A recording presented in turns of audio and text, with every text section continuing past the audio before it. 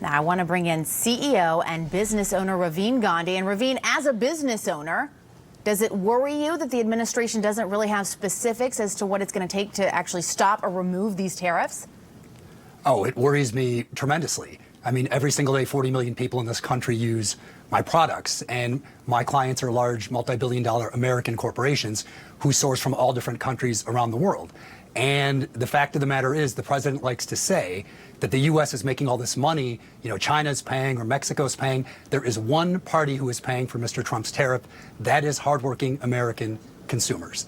And it's a giant tax on the American consumer, and it's literally disrupted our global supply chain, because my clients, for instance, who are in China, they aren't moving back to the States. They're moving to, say, Malaysia or Indonesia or another low-cost country. So it's not helping the trade deficit at all.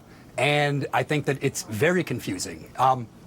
Recently, we actually received a notification from a trade industry association, and they basically said, call your senator.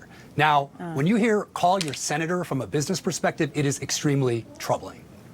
Yeah, because of the unknown factor, and that you've got to reach out and start talking to these senators. Now, these tariffs are expected to have a huge impact on the auto industry. I want to show you this. Deutsche Bank says that if we reach the 25% mark, that highest end of it, the average price of a car is going to increase by $1,300.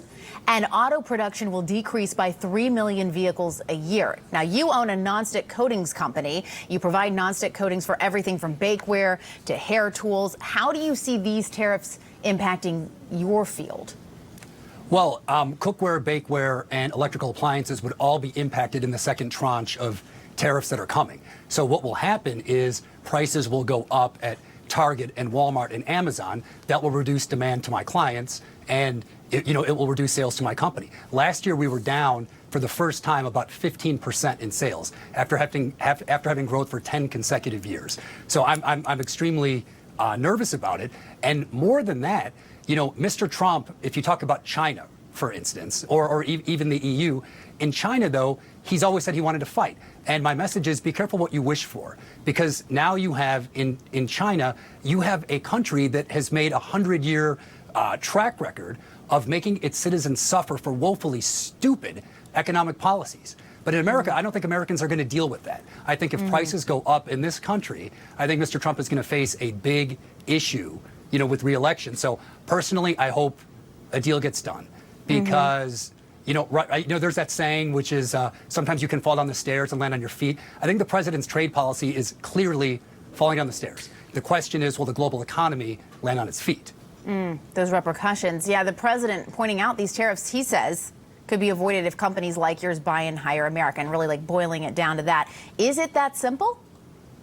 Oh, of course it's not that simple. I mean, what he's basically saying is, I have never been to a Target or a Walmart or bought anything on Amazon.com. You know why? Because Americans are addicted to cheap prices. The highest possible quality at the lowest possible price. And until you change capitalism, that is not going to happen. And I've seen this play out in my industry for over 2 years now. The president makes all of these statements, and his base really buys into them. But the fact of the matter is, no one in my industry has moved their production back into America. I read a book recently written by a guy named Scott Adams, who analyzed the 2016 election. And he basically said, Trump makes these hysterical statements. Let's fix immigration by tariffing Mexico. Let's build a wall. Let's ban 1 billion Muslims. And it riles his base up emotionally. But guess what? No one remembers when he backs these policies back. The base just remembers how they felt emotionally that Trump was with them. And Mr. Adams says, Mr. Trump is basically crazy like a fox. I mean, he's kind of playing chess when we're all playing checkers. We have never had a leader of the free world who is so adept at manipulating and being persuasive from this emotional perspective. And it is really, really dangerous. I hope it works out, because I'm very patriotic. But if the market tanks, I think Mr. Trump's going to have a big problem in 2020. All right. Well, Ravin Gandhi, thanks so much for making time to be with us tonight. We appreciate it. Thanks a lot. Up next.